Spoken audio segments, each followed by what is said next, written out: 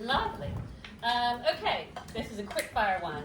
This is a show about London. Hands up. Zone 1. Who lives in Zone 1? Let's hear it. Zone 1, Zone 2, Zone 3, Zone 4, Zone 5, Zone 6. Okay. Oh. Well, okay. Oh, 2. Wow. And the real friends. And the real, Northwood. Okay. I actually had to look. When I saw this play was set in Zone 6 in a place called Northwood Hills. I've lived in London for over 30 years, and I did not know there was a place called Northwood Hills. I looked it up, but you know it takes nearly 2 hours to get from the Omnibus to Northwood Hills. Does somebody live in Northwood? No, I do not. I mean, sorry if you do. But that's always it's always crazy to me how I could get to like Bristol in an hour, and to get across the river is like 3 hours. Okay, a couple more questions. Anyone live in a cul de sac? Anyone? You do? I do. Yeah, all right. Okay, cul de sac people. Any therapists in the audience? Okay. Sad one. Sorry. Who was in London on 7/7? Has memories of that? Yeah. Okay, and who knows they already got a question they want to ask? Okay, that's okay. Start thinking of them, because I'm going to be looking to you, and I'll give you a one-question warning. Let me then... I'm scared.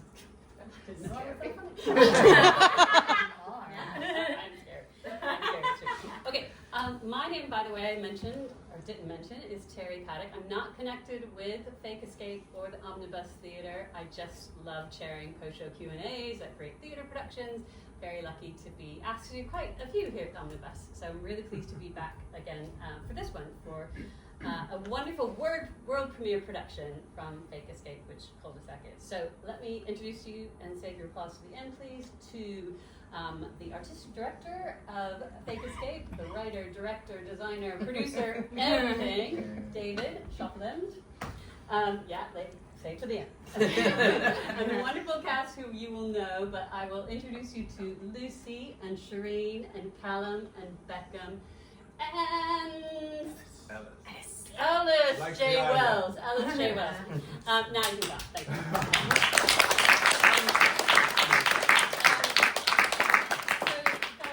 Thank you so much for coming out and talking to us. Well done after a really emotionally wrenching and hilariously funny performance. My first question, though, I have to start with, of course, David, who brought us this play. We've talked a little bit about London already. This is a play I know that you wrote with London audiences in mind, and it written for Londoners, inspired by Londoners. You have a funny story.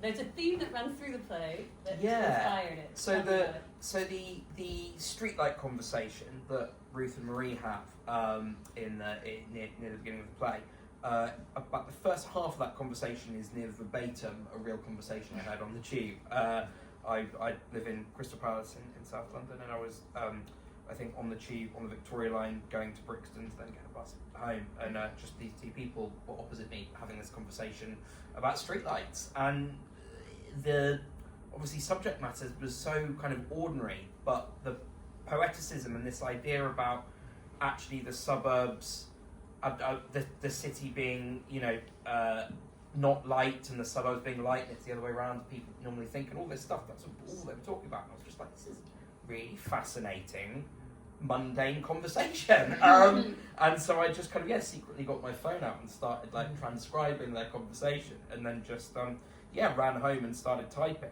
And I was about a week getting that first draft out, and it was very, very unusual for how I normally write. I also written a lot with this gentleman here, Simon Callum. We co-write a lot together, and a lot of our plays, or my solo plays, we tend to start from a very clear story point of view. We'll have a storyboard, we'll have a structure, we'll have something we want to tell. And this is the first time I'd ever written dialogue first, and so I was organically writing. I didn't have any idea how many characters would be in it, who the characters would be, until I started writing. So it was a very unusual kind of jumping off point for me. But when you did get to the point of characters, you wrote 3 of those parts for people on the stage with us. I did. Who were those parts and who were the people? I did, yeah. So Shereen, Callum and Ellis were always in my mind for Ruth, Simon and Frank. Shereen and Callum I trained with at drama school nearly 20 years ago, guys. You never need to mention the years. the school on the years. I know. What was the school? Rose Priesthood. Very good. Yeah. And Ellis I worked with in 2016 on an immersive new writing thing that I ran for about 10, 12 years in Bath as part of the Bath Fringe, and we wanted to work on something kind of bigger and longer with him for a long time. And so, yeah, the three of them were always in my head for those roles.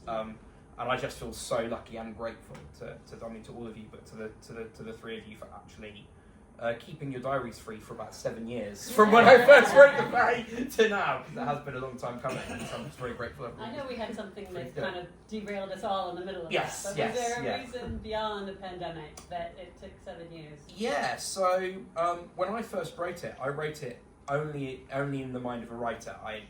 At that point in my kind of producing career, could never have imagined knowing how to raise the funding to be able to pay a cast of 5 and to get the set and all that kind of stuff. At that point, I'd really, as a solo producer, kind of been doing a lot of one-person plays and really low, small-scale stuff. And so I wrote it, shopped it around the usual places, the Court, the Hampstead, all the kind of new writing-y theatres in London that you kind of send new scripts to. A couple of readings while Birmingham Rep gave me some really great feedback. And yeah, lots of lovely feedback. Actually, the Royal Court one was amazing and they loved it, and it was just one of those things of like, we've just got a really full slate now, and try again in a few years. And then, as what happens in theatre, other projects kind of came up, and it sort of went in a drawer for a long time. And then tail end of 2023, through Fake Escape, we were producing a play called The Boy at the Soho, written by Joachim Dornan, and I was just a producer on that. I wasn't involved creatively. Shereen was in it, and that was a 3-hander and a 5-hander, but they had a much larger backstage and creative team than I knew this show was going to have. So, sort of swings and roundabouts of it, I looked and went, actually, I think I could do Cul de Sac on this budget, and I've got the money together for this, so why can't I just do it myself? And so that was, about 18 months ago, that was the catalyst of going, okay, I'm going to try and get this thing off the ground myself. It's so often the biggest lesson when talking to up-and-coming theatre makers that it's just like, you just can't wait around, you just got to make the work yourself at some stage, don't you? Yeah. So that's really inspiring. I love also, by the way, if you haven't got the program, do get it. There's a great piece in here about Fake Escape and your sort of philosophy to theatre making. And one of the things I really loved about it is that we've just talked about all the titles, all the hats that you're wearing, but you say in it that the thing that the most important title to you is collaborating. And that, we often, I could see this and say this is an ensemble cast, but you see it as an ensemble company and an ensemble-led creative process much more.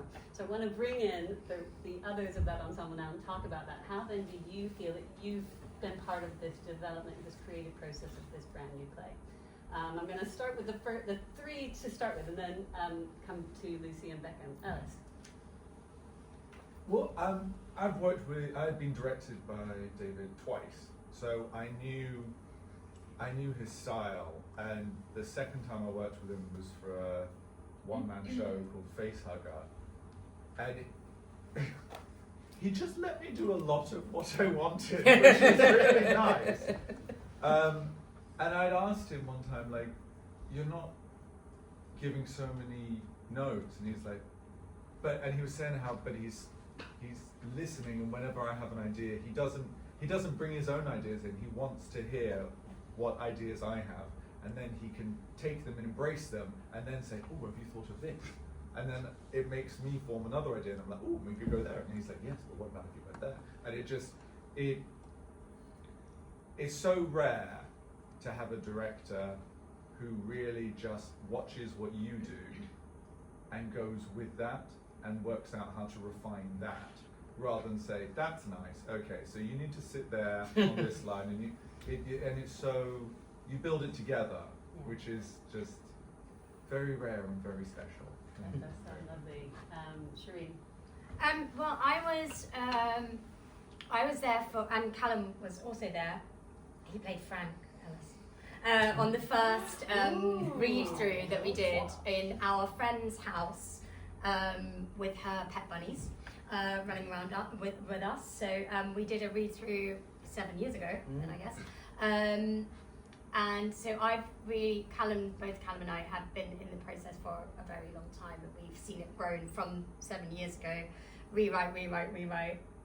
And then when it got into the room, you know, jumping off what Ellis said, it definitely felt collaborative. David, you know, he's not like, shh, I'm talking, you know, your opinion doesn't matter at all. We just, I think, very organically found the truth in all of these characters and took it, which is how I work, take it to the absolute extreme.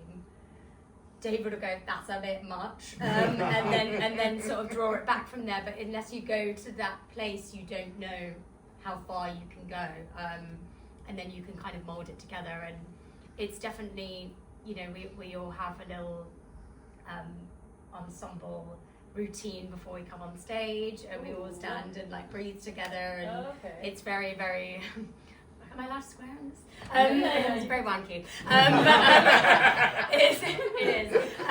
But helpful and wonderful, and you know, I think helpful with us on stage. You know, if something goes wrong, which you would never know if anything goes wrong, but if something does, we feel very safe with each other that somebody is going to help us. And a lot of shows I've worked on before, and when we did Saving Britney together, that's a one-woman show, so I had no one to come and save me. I had to just somehow get out of whatever pickle I got myself in. So yeah, it feels really strong and really connected.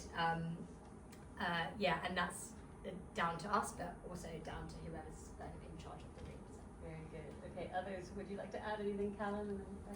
I mean, yeah, to kind of echo what these two have said, but also I think it's really, you know, often directors are kind of encouraged to be very prescriptive and very authoritarian, and sometimes you can look around the room and go, you know, this isn't going to work in my body or my voice. And I think David is the antithesis of that. He goes, well, how would you do it? And then you do it, and then he goes, yeah. And you go, well, but you've written a slightly different line. He goes, yeah, but if it doesn't work in the same way that some directors, you know, would say, well, I don't want to give a line reading because, you know, I don't want to tell you how to say it. I don't really care. I'm like, well, just tell me how you want me to say it.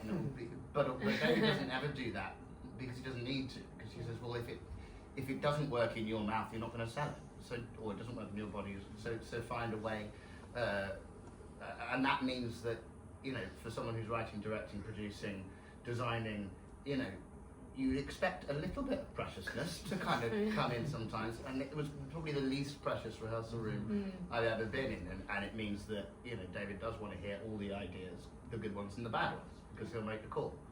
And so from the get-go, it means that collaborative space means that, you know, often one of my little kind of go-to phrases is we're only as fast as our slowest runner, and we're passing that baton all the time, right? But that doesn't just start on stage. In this particular company, it started very much in the rehearsal. That's a great place to be. And so for Behkam and Lucy, coming into this group that the four of them have worked together and on this particular project for so long, how did you feel coming into it? Lucy, you're nodding vigorously. I quite. They were awful. I was a little nervous actually because I've also come from worked in a company years ago with friends very much who'd sort of grown up together and learned theatre together.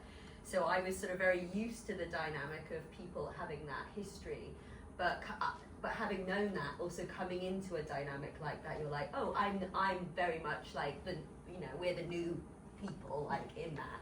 How does that work? But immediately you're part. It's like we were there from day. Like we were there 7 years ago, you know.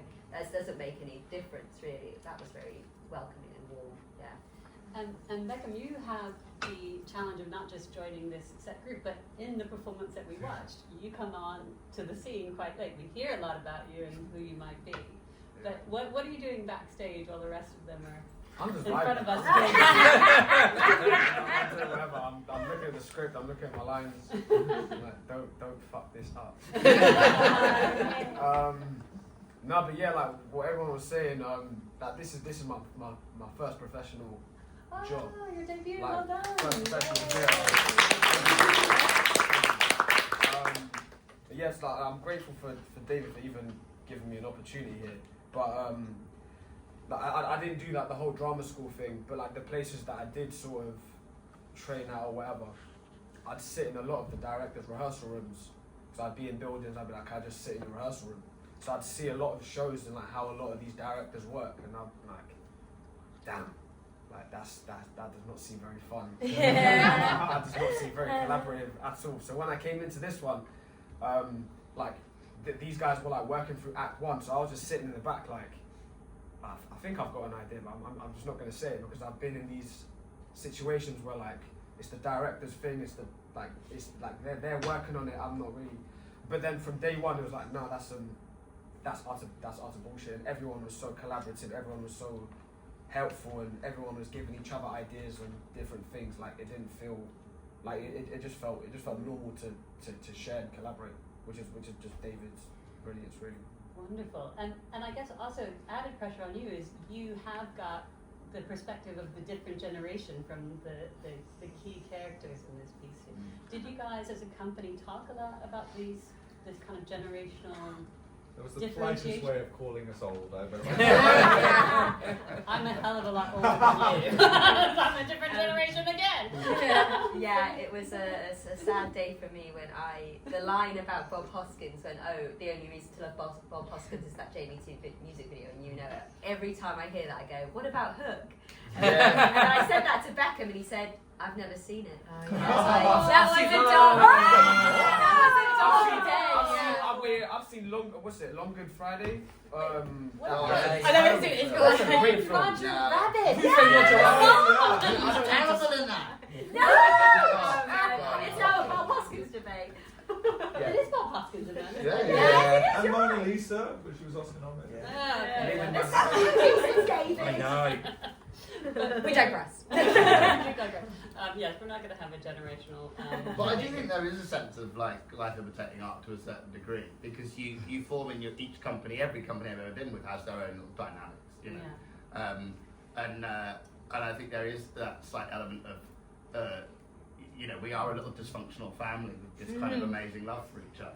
Yeah. And there are certain times I'm sure where Beth was just like, what are these fucking guys talking about?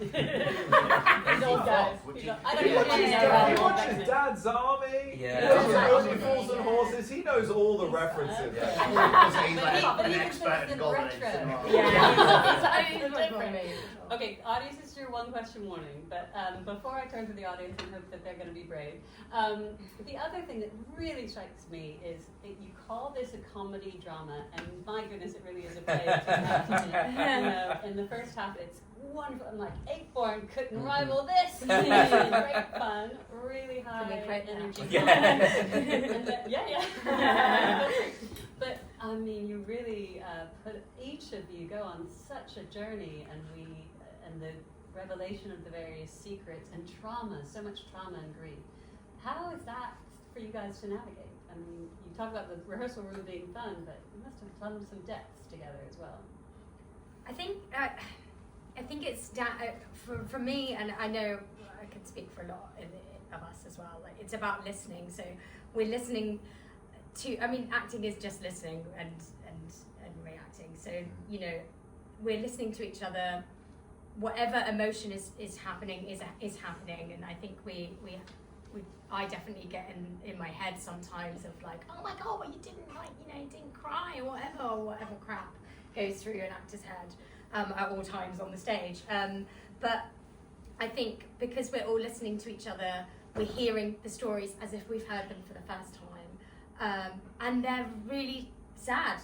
And they're really traumatic, and then if we're naturally having a conversation as humans, when I'm having a conversation and someone's talking to me, I'm always we're all narcissists, so I'm always relating it somehow to me, or how I can connect with that person in that way, and that then ultimately comes down to the writing of it. Like there's plays where I have to really push myself to get an emotion because the writing isn't as good. This was, Lucy and I have said this many a times, like if we're going over, like I promise David hasn't paid me to say this, it's like we're going over our lines and we're just talking, we're just crying, and we're really feeling it, and it's coming out. I mean, I normally do mine in the shower, so I I take very long showers now. But yeah, you know, and I'm sobbing in the shower, and it comes down to the writing. If it takes you on that journey, and that's for everyone else on stage, and listening and giving everyone their space and time to emote. And we've all been in those parties where, you know, we've had a lot to drink, or you know, lots of things are going on. It's 1 a.m. Everyone kind of wants to go home, but we're in it now. We're in it together. So like, we sit there and we all emote and we all chat about things that we never thought we would. So. And I think there was I was always very conscious during rehearsals. I remember that the day that we blocked that last 30 minutes of Act 2, and I think I ended the rehearsal at like 3:30, 4, because I was just like, it is so taxing. There is no point in continuing to work after we've worked on that, so I was very conscious of never spending too long in that. Well, you told us that we just nailed it, which I'm going to take that. But yeah, I was always very conscious in rehearsals of never dwelling too much in when it gets really heavy, because you don't want to live in that for too long. Callum, you want to add something? Just very quickly, I think also, talk about David doing all the roles. He was also smart enough to hire a wonderful assistant director, Lexi Woodruff, who was always on hand from a relative safeguarding point of view. We also had Graham McCloskey as a dramaturg who is, pretty much a kind of expert really in kind of how to deal with trauma in theatre safely. How do you as an actor relive or go through something, whether real or whether semi-real, or how do you tackle something that affected so many people, 7/7 for example, and keep yourself safe as an actor. So he was always going, I know at least that I have 2 or 3 people in the room who have got their eye on the human beings behind the actors. And I think that that's a really, really smart thing to do and to encourage. And it's something that I want to see more of in theatre, that we actually pay people to professionally go, is this okay? Have you checked in? Have we actually looked at each other in the eye and said, great, before we kiss each other, or before we cry with each other, or before we talk about difficult things? And that's something that also means that you feel seen and heard as a human being, which often isn't the case. It was a total just kind of fortuitous that Lexi came on board as assistant director as a placement from UEL, and it just happened when I had the interview with her that she mentioned, I'm a trained intimacy coordinator, and I went, well, there is this moment where there's like a joke kiss, and that was my only thinking. But then it was so interesting as we kept rehearsing that more and more of these guys were like, can we actually have Lexi intimacy coordinator? Like even just moments that you wouldn't necessarily immediately think of as needing one, actually like the closeness after the Jamie T of you two, or like how Hamza and Marie just are, and like things like that. And it was really amazing to have her on hand, I think, for that. Not just from a safety point of view, but also from a character point of view. How do these characters interact with each other? How do they touch each other? Because and that was a revelation for me actually, rather than just going, oh well, we all better be careful. It's like no, it's not about being careful. It's about actually building this from a real place. Anyone else want to add to the trauma or the balancing aspect, Lucy?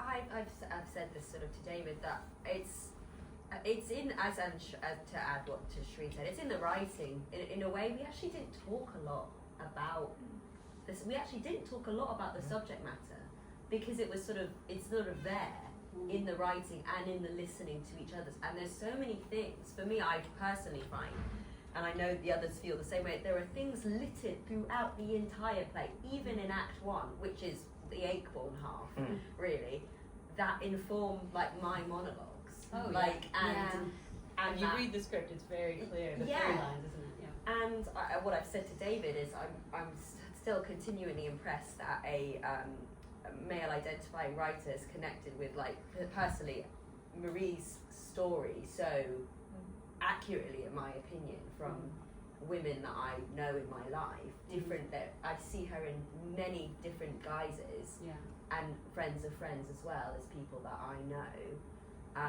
and I'm all continuously very it's just incredibly touching, therefore easy to do because it's there.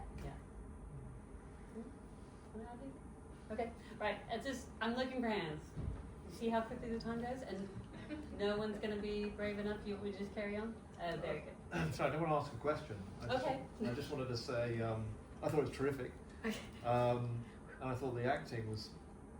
I mean, I go to a lot of theatre, small, and it's great to see a bit of new writing on the stage, but it's really hard to get it on, and I think it's absolutely fantastic you've got this going. And I thought you absolutely nailed the performances. But when you talk about basically the switch from the Acorn to the tragedy bit, so yeah, I can see you've got. It's kind of like, I think isn't it a line in the play that it's Virginia Woolf and acid? Yeah. Yeah. Exactly, and I can get that, but in your own mind, I mean, was it a play of two halves? Yeah, so. You did have a question. Yeah. I kind of stumbled into it. Yeah, part of it, there's a really great TV show that came out a couple of years. I think it might have been cancelled after 2 seasons. American TV show called Kevin Can Go Fuck Himself. It's with the actress that played Alexis in Schitt's Creek. I don't know her name. Annie Murphy, thank you. And the premise is it's done like an Everybody Loves Raymond style 90s sitcom. Whenever the husband is around, the minute the husband walks out the room, it turns into a gritty drama, and it's such a clever concept of like, imagine if, and so I was like, imagine if like those sort of like Ray Cooney-esque farces actually existed in the real world, and what happens sort of after the world of that play ends, because actually if those sort of on the surface jolly or fast-paced kind of characters or stories kind of so it's almost like the first act is a whole play, and then the second act is a denouement for that play set in a different world. If that makes sense, with the same characters. So I think it was inspired a bit by that, inspired a bit by just also kind of wanting to, as you say, introduce audiences maybe to new writing in a way of slightly kind of lulling them into a false sense of security for Act 1, and then hitting them with some heavier stuff in Act 2. I suppose that was my line as well. This really reminds me of the sort of raison d'etre of Fake Escape and the reason that you called the company thus. Can you explain that? Myself, Callum Patrick Hughes, course director Steve Dykes came to see the show, so he had to run off. But one thing that he always used to kind of instill in us at drama school was it's much more about getting an audience to sit forward and engage than it is to sit back and relax, and it's not just about kind of offering entertainment, but actually use your chance to present ideas you want to present. And I think that's with Fake Escape, with all the shows we do, I want to try and kind of strike that balance of both. There's an entertaining story there, and there's a good night out at the theatre, but we're also giving you more things to talk about, and I try not to put my own positions across that much. For example, like I would hope that you wouldn't necessarily know whether I was religious or not from this play, because I tried to give Frank and Marie as much kind of agency and ownership over their beliefs and things like that, because I'm not really interested in what audiences think I think. I meant just want them to talk. I just want audiences to come out of the show and talk about it rather than talk about where they're going to go for dinner next. But and also in terms of religion, I think Hamza Beckham's portrayal of Hamza and his approach to his faith was also just so delicate and beautiful and wonderfully performed, and I think gave a great counterpoint to the grief of 7/7 and all of the trauma that the characters experience. We can't understand someone else really, truly, because we can't walk in their shoes, but we got as fake a real experience of walking in their shoes as possible. Is there another question from the audience? We've only got a few minutes left. Now we've got 2. Right, here we go. Mark? It's probably for Steve. Mention all the different hats, producer, writer, director. Are there any challenges in that, or benefits? Huge challenges all the time. Yeah, that's why, kind of as Callum touched upon, I was really conscious of getting as many people into other roles that could be additional outside eyes. So we mentioned, having an assistant director was really important for me. Elliot there, our incredible stage manager. I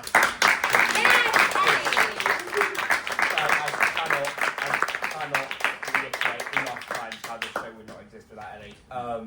So it is, and Rowan, our dramaturg, who popped in and out, Tahira, Jarain, who did movement choreography, and so there was Batsy, our production assistant. So there was always people in the room, and that was really important for me because otherwise it ends up being just a writer talking to himself as a director, and there's a lot of confirmation bias there when you're both of those people. So it was that was really important, and I think and then it's just time management as well. So from the producing point of view, I've never been so early doing the things I need to do producing the show, because I was like, everything needs to be done and dusted before day one of rehearsal, so I can very neatly kind of take that hat off and put another one on.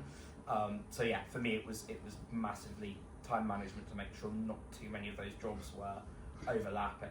And that's another reason why I was so adamant about being collaborative, because I knew I had to.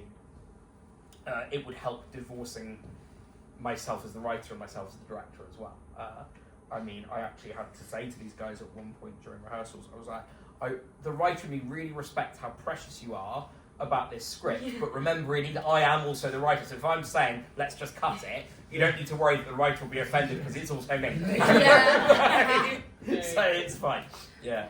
No ego. It's okay. Yes, a new final audience question. Yeah, does anybody know where to get dinner around here? Is that the question? No. You silly man. Do you have a... Let's have the answer first. What's that? No, I don't know. Okay. There are loads of... It's wonderful. Yeah. Get out there. Right, so I then will ask the final question.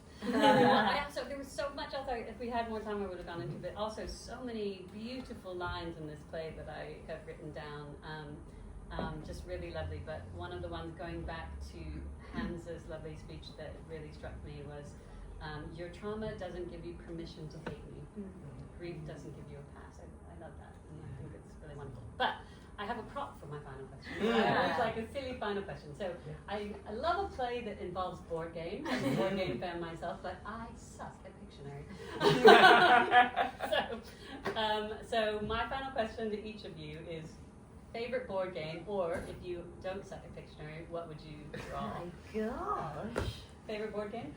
So my favourite board game is, I'm going to say Guess Who, but specifically playing it based on describing the personalities you think each face would have, rather than Very good, very good. That's the best fun. Lucy looks a little nervous, so I'm going to start with Ellis. Too many choices. I love board games, Okay. and so my two would be Risk, which is brilliant, and a silly fantasy board game called Talisman. Okay. Where I don't think I said two. I think I said a favorite, but you're breaking the rules. Yeah, I'm playing another Risk. good choices. Risk would be mine. Good. Behkam? When I was young, we didn't have Monopoly, but we had a board game of David Dickinson's Antic Chase. I I think that was my favourite Amazing. game. Good. You've got to bring that in. Yeah. We don't have it anymore. We don't have it anymore. Articulate for me. Oh, that's mine. Yeah. But you know, it also goes Because by Taboo. Taboo. Not oh yeah, Taboo's good. Yeah. It's the same thing. Isn't Yeah, it? it is the Different same name, thing. Yeah. So And you- it could work. Yeah. My favourite board game is Scrabble. Scrabble. It's a classic, it's vintage. Clever claws is what you're telling well, me. Yeah. I am judging each of you by your choices in case you didn't know. There's Yes? two people in this room I've played a lot of bananagrams with. Oh, bananagrams is So brilliant. I'm going to say that. We're going to do Okay. that. Can I just note for the record, nobody said Pictionary. Oh no, not I Pictionary. loved loved it when I was a actually kid, know genuinely. how to set up that. Yeah. Oh, we So didn't know we've it was only- an actual board game. Yeah. We've only ever played Pictionary as you have the cards and you have Yeah. the How they So do it, yeah. David actually found a period appropriate Pictionary, and then the first time I had to set up in the scene, I was like, I'm putting There's dice. dice, Remember, and we don't I'm just know why putting the there's dice in the dice. four corners. So and the I'm line like, no about idea. not knowing the rules. We don't know. None of us know. Very authentic. Okay, very good. Did anybody like Pictionary? Yes. Oh, okay. Fair enough. Well, Have a next game. time, We- try and draw a we're picture of judging Saturday each other. Night Fever that could also be confused with a clock. That was my chance. Okay, thank you so much. Audience, you are now champions of Fake Escape and Cul de Sac. Oh, by the way, Cul de Sac, great name. Love the metaphor. Very good. So the show is on here at the Omnibus until the 14th of June, and then what happens, David? Well, we've got quite a few producery, investory type people coming to see it across the run. My dream kind of next step is a tour, because I think regionally it's the kind of show that would do really well. I mean, you know, we've mentioned his name a few times, but obviously Acorn's a huge influence on this play. Yeah. I grew up in Bath, and where I used to obviously do the summer season every year, and that was kind of a lot of my formative theatre memories. So I know that kind of play does well in those kind of places. So that was my next dream. Yes, and I love the rest of the country laughing at us Londoners. Yes, exactly. Yeah. Fake Escape is also up to many more things over the next 2 years. Again, in the program, you can see a slate of your other upcoming projects. Please go forth, tell everyone, come again, spread the word. Those of you on social media, once we finish and give them a clap, we're going to do a group shot, so please get your phones out and take a photo of that. I mentioned I do other Q&As. I'm back here at the Omnibus after this great run. I'm back here for the next Main House show, Get Happy, on the 8th of July. So you guys, if you're not on tour then, come back. And that will be completely different. It's a solo show, and it really looks interesting. But I've enjoyed this so much. I know you have. Thank you for staying. Thanks for being a wonderful audience. And please join me in thanking Ellis and Behkam and Callum and Shereen, Lucy, David, and Ellie.